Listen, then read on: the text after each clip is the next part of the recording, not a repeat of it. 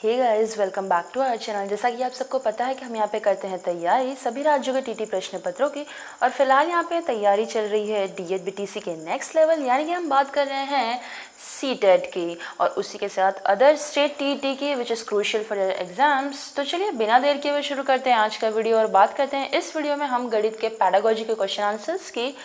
तो चलिए देखते हैं हमारा पहला क्वेश्चन हमारा है 12,000 प्लस 12 इकाइयाँ प्लस 12 दहाइयाँ बराबर है किसके। यानी कि एग्जैक्टली आपको बताया गया कि एक सरल सा जोड़ दिया गया है, इसको आपको लिख लेना है। 12 इकाई हो गई, यहाँ पे 12 दहाई यानी कि 120 हो गया, और यहाँ पे 12,000 बोला है तो 12,000 में कितने जीरो आते हैं, 000। तो 000 पहले लिख लेते हैं, उसके बाद 12 लिखते हैं आगे, और इसको हमको बस सिंपली ऐड करना है। तो यहाँ पे 2 आ गया, यहाँ पे 2 + 1 3 हो गया, यहाँ पे 1 एज इट इज़ आ जाएगा, और तो यहाँ पे 2 और 1 एज इट इज़। तो यहाँ पे 1 2 1 3 2 जो भी आपके आंसर में दिख रहा होगा, 1 2 1 3 2 आपके पहले ही ऑप्शन में दिया गया है, तो यही आपका उत्तर बिल्कुल सही होगा। तो ए ऑप्शन आपका यहाँ पे बिल्कुल करेक्ट है। बढ़ते हैं हमारे नेक्स्ट क्वेश्चन की तरफ। अगला क्वेश्चन हमारा है कक्षा 2 के कुछ विद्यार्थियों को हासिल वाले 2 अंकों की संख्याओं को जोड़ने में कठिनाई का सामना करना पड़ता है। तो इस समस्या का कारण क्या हो सकता है? गणित में रुचि का अभाव, अंकित मान और स्थानीय मान में अंतर की समझ का अभाव, शून्य के महत्व की समझ का अभाव, पुनर्समूहीकरण की प्रक्रिया की समझ का अभाव। देखिए यहाँ पे अगर हम बात करते हैं कक्षा सेकेंड में जो पढ़ने वाले विद्यार्थी हैं उनको हासिल वाले है ना, ये 2 अंकों की संख्या को जोड़ने में जो है वो कठिनाई का सामना अगर उनको करना पड़ता है, तो इस समस्या के कारण क्या है, उनको पुनर्समूहीकरण की प्रक्रिया का समझ का जो है वो अभाव है उनके अंदर, है ना। और इस हिसाब से क्या, यानी कि पुनः समूहीकरण मतलब जब वो हासिल लगा देते हैं, जैसे यहाँ पे 3 है, यहाँ पे 2 है, और यहाँ पे कोई संख्या हासिल में आ गई है, तो इसको इसके साथ ऐड करके कैसे लिखना है, उसी को पुनः समूहीकरण कहते हैं, ठीक है। तो ये जो प्रक्रिया है ना, इसी की समझ का इनके अंदर जो है वो अभाव है। तो डी ऑप्शन जो है यहाँ पे आपका बिल्कुल सही होगा, पुनः समूहीकरण इस प्रक्रिया का जो है उनमें अभाव है। अगला क्वेश्चन हमारा है निम्नलिखित में से कौन सा प्राथमिक स्तर पर गणित शिक्षण की पाठ्यचर्या अपेक्षाओं के साथ मेल नहीं खाता? मानक परिकलन प्रणाली से संख्या संबंध संक्रियाओं के करने में भाषा और प्रतीक चिन्हों का विकास, भिन्न को पूर्ण के अंश के रूप में प्रदर्शित करना तथा सरल भिन्नों को व्यवस्थित करना, वर्गीकृत आंकड़ों के निरूपण का विश्लेषण करना तथा निष्कर्ष निकालना, या फिर दैनिक जीवन की तार्किक कार्य प्रणाली तथा गणितीय सोच के बीच संयोजन का विकास। देखिए यहाँ पे अगर हम बात करें दैनिक जीवन की जो भी तार्किक कार्य प्रणाली है और गणितीय सोच के बीच संयोजन का विकास, यही जो है वो प्राइमरी लेवल पे जो है वो मैथ्स के शिक्षण के लिए जो है पाठ्यचर्या की अपेक्षाओं के साथ ये जो है वो मेल नहीं खाता है, ठीक है। क्योंकि दैनिक जीवन की तार्किक कार्य प्रणाली और गणितीय सोच के बीच ये जो संयोजन का विकास है ये प्रॉपर नहीं मेल खाएगा। और बाकी सभी ऑप्शंस यहाँ पे सही दिए गए हैं, यानी कि मानक परिकलन प्रणाली से संख्या संबंध संक्रियाओं को करने में भाषा और प्रतीकों का चिन्हों का विकास ये होगा बिल्कुल, भिन्न को पूर्ण से अंश के रूप में प्रदर्शित करना और सरल भिन्नों को व्यवस्थित करना ये भी होगा, वर्गीकृत आंकड़ों को निरूपण और विश्लेषण करना और निष्कर्ष निकालना भी बिल्कुल सही है। लेकिन जो मेल नहीं खाता है वो यही है कि दैनिक जीवन और तार्किक कार्य प्रणाली से गणितीय सोच के बीच जो है वो संयोजन का विकास करना। बात करते हैं हमारे अगले क्वेश्चन की। तो अगला क्वेश्चन हमारा है राष्ट्रीय पाठ्यचर्या रूपरेखा 2005 के अनुसार विद्यालयों में गणित शिक्षा की संकीर्ण उद्देश्य, इसका मतलब संकीर्ण माइक्रो ऑब्जेक्टिव क्या है, ठीक है। तो पहला इसमें तो दिया गया है परिकलन व मापन पढ़ाना, दूसरा है रैखिक बीजगणित से संबंधित दैनिक जीवन की समस्याओं की शिक्षा, नेक्स्ट है हमारा संख्यात्मक कौशलों का विकास, और नेक्स्ट है बीजगणित पढ़ाना। देखिए यहाँ पे बात है राष्ट्रीय पाठ्यचर्या रूपरेखा 2005 की, तो इसके हिसाब से जो विद्यालय में गणित शिक्षण का संकीर्ण उद्देश्य यानी कि माइक्रो ऑब्जेक्टिव है वो है आपका संख्यात्मक कौशलों का विकास, यानी कि सी ऑप्शन की हम यहाँ पे बात करते हैं। तो संख्यात्मक कौशलों का विकास जो यही इसी के हिसाब से भाई राष्ट्रीय पाठ्यचर्या रूपरेखा 2005 के अनुसार जो है वो विद्यालय में गणित शिक्षण का जो ये क्या है मेन एक बोल सकते हैं कि माइक्रो ऑब्जेक्टिव है, ठीक है। मेन तो नहीं बट कह सकते हैं कि माइक्रो ऑब्जेक्टिव है। तो सी ऑप्शन जो है आपका यहाँ पे बिल्कुल सही हो जाएगा। अगला क्वेश्चन हमारा है यह ग्रिड वर्गाकार कागज पर खींचा गया है और यह निरूपण किसकी ओर संकेत करता है? तो ये देख लेते हैं ऑप्शंस को। देखिए, जिस ग्रिड की यहाँ पे बात हो रही थी वो ग्रिड यही है, यहाँ पे इस हिसाब से यहाँ पे डिनोट किया गया है, ये ग्रिड है। और इस हिसाब से यहाँ पे बताना है कि भाई ये किसको निरूपित करता है। तो ये चीज़ें जो है वो क्या दिखा रही हैं, दहाई और इकाई की तुल्यता को दिखा रही हैं, गणितीय खेल को दिखा रही हैं, गिन तारा यानी जिसको हम एबेकस के नाम से जानते हैं उस पर संख्याओं की स्थिति को दिखा दे रहा है, या फिर स्थानीय मान की अवधारणा यहाँ पे प्रदर्शित की गई है। देखिए, इस प्रश्न के हिसाब से जो ग्रिड दिया गया है, यानी कि ये जो रूपरेखा बनाई गई है, इसके हिसाब से ये जो निरूपण है ये स्थानीय मान की अवधारणा की ओर संकेत करता है। किसकी ओर? स्थानीय मान की अवधारणा की ओर। क्यों? क्योंकि हमें देखो इसके हिसाब से पता चलेगा यूनिट प्लेस कौन सा है, थाउजेंड्स प्लेस कौन सा, 100 प्लेस कौन सा है ना, टेंस प्लेस कौन सा है, सब अलग अलग हमको ये इसी के हिसाब से हमें समझ में आएगा। यूनिट प्लेस हो गया, टेंस प्लेस हो गया, थाउजेंड्स हो गया, हंड्रेड्स हो गया, ये सारे प्लेसेस क्या है हमें इसी के हिसाब से पता चलेंगे। इसलिए यहाँ पे हम कह सकते हैं कि ये जो है वो स्थानीय मान की अवधारणा को संकेत करता है। ठीक है, तो ये जो इंडिकेट है ये किसे कर रहा है इंडिकेट, ये जो है स्थानीय मान को इंडिकेट करता है। अगला क्वेश्चन हमारा है, राष्ट्रीय पाठ्यचर्या रूपरेखा की अगर हम बात करें 2005 के अनुसार गणित की शिक्षा का मुख्य उद्देश्य यानी कि मेन ऑब्जेक्टिव जो है वो बच्चे की गणितीयकरण की क्षमताओं का विकास करना है। तो स्कूली गणित की जो सीमित लक्ष्य है यानी कि लिमिटेड जो इसका एस्पेक्ट है, ऑब्जेक्टिव है, गोल है, वो क्या है? लाभप्रद क्षमताओं का विकास है।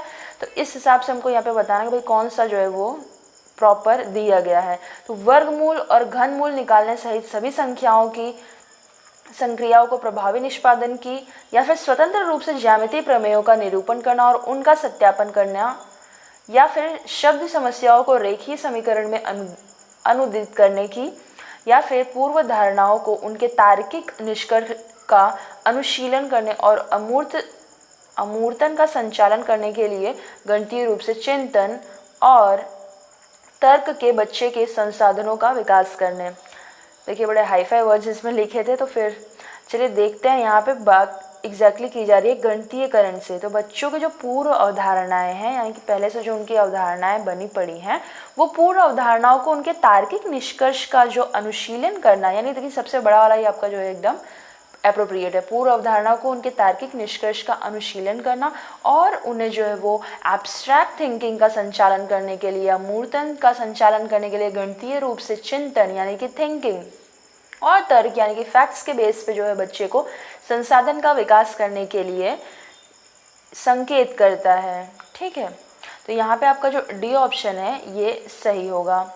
अगला क्वेश्चन हमारा है, एनसीएफ 2005 के अनुसार गणित शिक्षण होना चाहिए बाल केंद्रित, शिक्षक केंद्रित, पाठ्यपुस्तक आधारित या फिर ये सभी।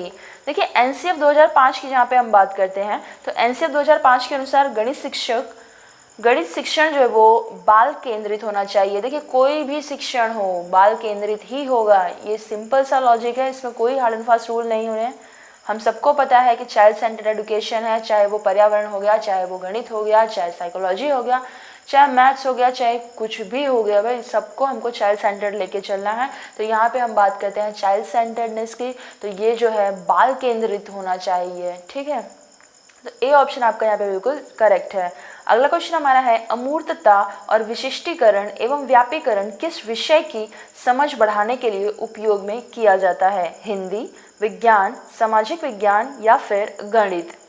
देखिए, यहाँ पे अगर हम बात करते हैं अमूर्तता की, विशिष्टीकरण की, व्यापीकरण की, तो गणित विषय की समझ बढ़ाने के लिए सबसे बेस्ट यही जो है वो उपयोग में लिया जाता है ना। एब्स्ट्रैक्ट कहाँ पे? सबसे ज़्यादा तो मैथ्स में ही होते हैं ना एब्स्ट्रैक्टनेस, विशिष्टीकरण, व्यापीकरण, ये सब जो है वो मैथ्स। ऑफकोर्स हम यहाँ पे मैथ्स पेडागोजी की बात भी कर रहे हैं तो मैथ्स ही होगा, डेफिनेट सी चीज़ है। तो यहाँ पे आपका जो डी ऑप्शन है वो एकदम आपका एप्रोप्रिएट है। चलिए बात करते हैं हमारे अगले क्वेश्चन की। तो प्राथमिक स्तर पर गणित की अच्छी पाठ्यपुस्तक के लिए निम्नलिखित में से कौन सी विशेषता जो है वो महत्वपूर्ण है? तो इसमें जो है वो अवधारणाओं का परिचय जो है वो संदर्भों के द्वारा दिया जाना चाहिए, उसमें केवल बहुत से अभ्यास होने चाहिए जिससे कि यथा तथ्य अभ्यास किया जा सके, वह आकर्षक और रंगीन होनी चाहिए या फिर वह मोटी और बड़ी होनी चाहिए।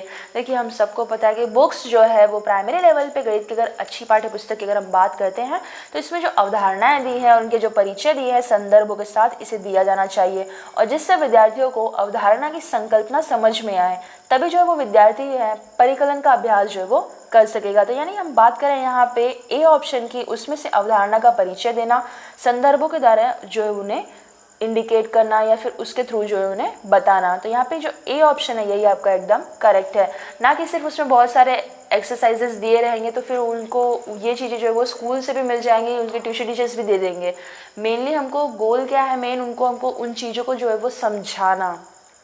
और आकर्षक और रंगहीन, अगर रंगीन किताबें होंगी तो डेफिनेट ये तो होनी ही चाहिए पुस्तकें, और मोटी और बड़ी होने से सिर्फ किताबों में हर एक चीज़ नहीं मिल जाती है। आपको उस चीज़ों के उन एस्पेक्ट्स को जो है वो बच्चों को समझाना, उन तक पहुंचाना, एग्जैक्टली उनके मेंटल लेवल पे ले जाकर उनको इन चीज़ों को समझाना, यही उसका मेन गोल होता है। तो ए ऑप्शन यहाँ पे आपका एकदम अप्रोप्रिएट है। बात करते हैं हमारे अगले क्वेश्चन की। तो अभिप्रेरणा का प्रमुख विधि क्या है? पुरस्कार है, प्रशंसा है, प्रतियोगिता है, या फिर ये सभी है? देखिए, अगर हम बात करते हैं अभिप्रेरणा की, यानी कि ये सब जो है ना एक अभिप्रेरक का ही काम करते हैं, ठीक है। तो ये पुरस्कार हो गया, उसको भाई कुछ गिफ्ट दे दो, मोटिवेशन दे दो, उसकी अप्रिशिएट कर दो, भाई प्रशंसा कर दो, किसी प्रतियोगिता में उसको बोल दो कि भाई भाग ले लीजिए। तो ये सब क्या है, ये सब जो है वो एक अभिप्रेरणा अधिगम का ही कह सकते हैं कि एक राजमार्ग है। तो ये सब जो है मतलब पुरस्कार देना हो गया, दंड देना हो गया, प्रशंसा करना या फिर निंदा कर देना, या फिर उसकी प्रगति का ज्ञान कर देना, या फिर उसके अंदर सफलता के भाव लेके आना, प्रतियोगिता की जो है वो उनके अंदर सहयोग डेवलप करना, बहुत सारी चीज़ें इसमें इंक्लूड हो जाती है। तो ये जो अभिप्रेरणा के प्रमुख विधि में आ जाएगा, तो ये सभी है, ठीक है। डी ऑप्शन यहाँ पे आपका एकदम अप्रोप्रिएट है। अगला क्वेश्चन हमारा है, कक्षा में गणित अध्यापक द्वारा विद्यार्थियों के साथ एक अच्छा संबंध विकसित करने के लिए उसे चाहिए क्या? सभी के साथ मित्रतापूर्ण व्यवहार करें, अच्छे से बात करें, बच्चों से प्यार करें, या फिर व्यक्तिगत ध्यान दें।